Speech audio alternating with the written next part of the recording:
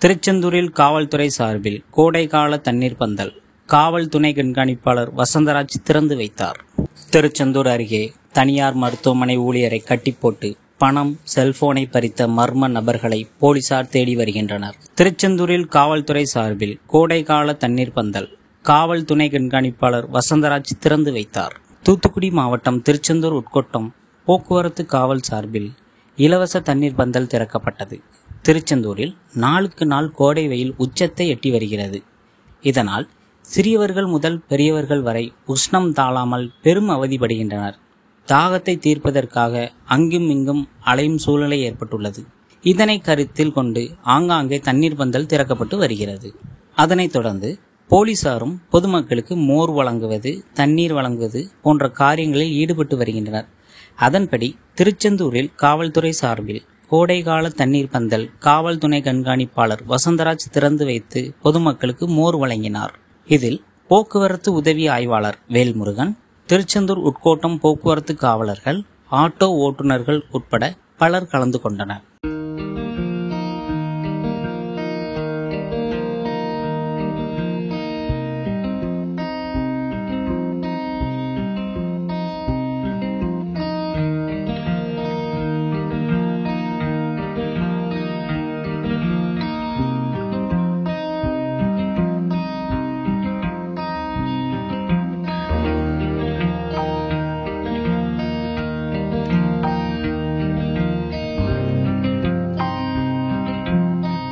திருச்செந்தூர் அருகே தனியார் மருத்துவமனை ஊழியரை கட்டி போட்டு பணம், செல்போனை பறித்த மர்ம நபர்களை போலீசார் தேடி வருகின்றனர்.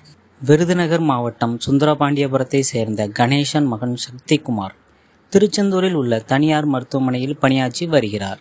இவர் திருச்செந்தூர் அருகே வீரபாண்டியப்பட்டினம் குறிஞ்சி நகர் 2வது தெருவில் உள்ள வாடகை வீட்டில் நண்பர்களுடன் தங்கி உள்ளார்.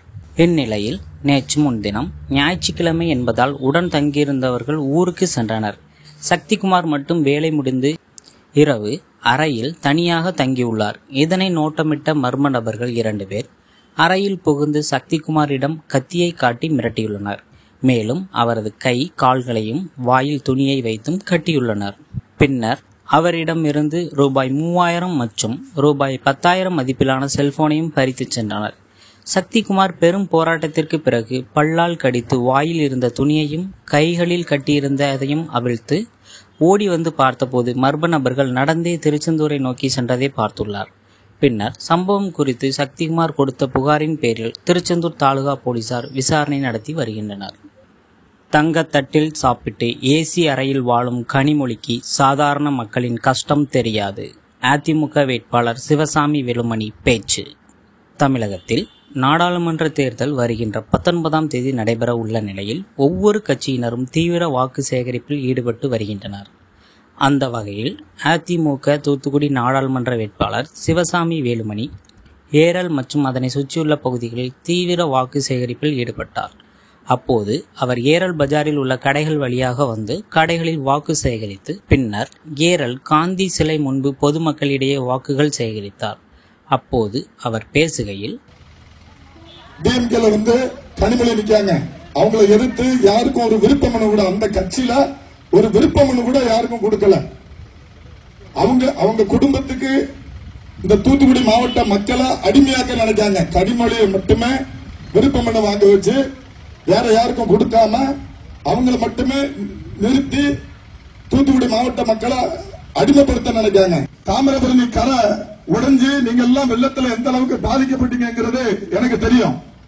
இப்ப பாத்தீங்கன்னா கேரளாவில் பெய்யுற மழை மணிமுத்தாறு பாபநாசம் வழியா வந்து சிறுவைகுண்டம், ஏரல், புன்னக்காயல் வழியா கடல்ல கடக்கிறது அப்படிங்கிறது சாதாரண மக்களுக்கே தெரியும். அரசியல்வாதிகளுக்கு தெரியாமையா இருக்கும், கனிமொழிக்கு தெரியாமையா இருக்கும். ஒரு எம்பி பார்க்க வேண்டாமா? அதெல்லாம் அரசியல்வாதிகள் அந்த அதிகாரிகள் பார்க்க வேண்டாமா? சிறுவைகுண்டம் பக்கத்துல கரைகள்லாம் உடைஞ்சு ஏரல் உள்ள அந்த வயல்வெளிகளுக்குள்ள ஊருக்குள்ள எல்லாம் தண்ணி புகுந்து ஏரலை அழிக்க மட்டும்தான் செய்யல, சுத்தமா எல்லா பொருளும் வியாபார மக்கள் எல்லாம் பெருசா பாதிச்சு அவங்க வாழ்வாதாரமே முடங்கி போச்சு. 10 வருஷத்துக்கு பின்தங்கி போயிட்டாங்க. ஒவ்வொரு வியாபாரிகளும் 10 வருஷத்துக்கு பின்தங்கி போயிட்டாங்க. மக்கள் பெரிதும் பாதிக்கப்பட்டாங்க. மழை வரும்போது நம்ம இந்த ஊர்ல இருக்கணுமா அல்லது வேற ஏதாவது ஊருக்கு போயிடலாமா, சொந்தக்காரங்க வீட்டுக்கு ஒரு வாரம் 10 நாள் தங்க போயிடலாமா அப்படிங்கக்கூடிய நிலைமை இன்னைக்கு தாமிரபரணி கரையோரம் இருக்கக்கூடிய மக்களுக்கு அந்த பயம் இருக்கு. இந்த நிலைமையை மாற்றணும். இந்த தாமிரபரணி கரைய பலப்படுத்துறதுதான் முதல் நோக்கம். 10 வருஷத்துக்கு பின்தங்கி போனாங்க. இவங்களுக்கு எந்த ஒரு நஷ்ட ஈடும் கவர்மெண்ட் எதுவுமே கொடுக்கல. அது மட்டும் கிடையாம எந்த ஒரு வரி சலுகையும் சாராய ஆலை பிராண்டிங் கம்பெனி நடத்துறத கனிமொழியோட பிராமிகள் தான் நடத்திக்கிட்டு இருக்காங்க. பாத்தீங்கன்னா நீங்க என்னை எளிதில் சந்திச்சிடலாம். கனிமொழியை பாத்தீங்கன்னா தூத்துக்குடிக்கு போனாலும் அவங்க வீட்டுல வாட்ச்மேன் உள்ள விட மாட்டாரு. எங்க போனாலும் அவங்கள பார்க்க முடியாது. அவங்க தங்கத்தட்டுல சாப்பிடக்கூடிய முன்னாள் முதல்வரின் மகள், இந்நாள் முதல்வரின் தங்கை. அவங்கள தங்கத்தட்டுல சாப்பிட்டு அந்த ஏசியில வாழக்கூடியவங்க. நம்மளோட கஷ்டம் ஏரல் பகுதியில் உள்ள கரையோட இருக்கக்கூடிய தாமிரபரணி கரையோட இருக்கக்கூடிய மக்களோட கஷ்டங்கள்லாம் அவங்களுக்கு தெரியாது. தேர்தலை முன்னிட்டு தமிழகம் முழுவதும் 10,214 சிறப்பு பேருந்துகள் இயக்கம். பாராளுமன்ற மக்களவைத் தேர்தல் வாக்குப்பதிவு தமிழகத்தில் ஒரே கட்டமாக வருகிற 19ஆம் தேதி நடைபெற இருக்கிறது. சொந்த ஊரில் இருந்து பலர் வெளியூரில் தங்கி வேலை பார்த்து வருகிறார்கள். இவர்கள் சொந்த ஊர் சென்று வாக்களிக்கவும், வாக்களித்த பின்னர் மீண்டும் வேலை செய்யும் இடத்திற்கு திரும்பவும் சிறப்பு பேருந்துகளை இயக்க தமிழக அரசு முடிவு செய்துள்ளது. அதன்படி சென்னையிலிருந்து 17 மற்றும் 18ஆம் தேதிகளில் 2,970 சிறப்பு பேருந்துகள் என 2 நாட்களுக்கு மொத்தம் 7,154 பேருந்துகள் இயக்கப்படுகிறது. பிற ஊர்களில் இருந்து பல்வேறு இடங்களுக்கு 2 நாட்களுக்கு 3,060 பேருந்துகள் இயக்கப்பட இருக்கிறது. ஏப்ரல் 20 மற்றும் 21ஆம் தேதிகளில் பிற ஊர்களில் இருந்து சென்னைக்கு திரும்பும் வகையில் 1,825 சிறப்பு பேருந்துகள் என 2 நாட்களுக்கு பேருந்துகள் இயக்கப்பட இருக்கிறது.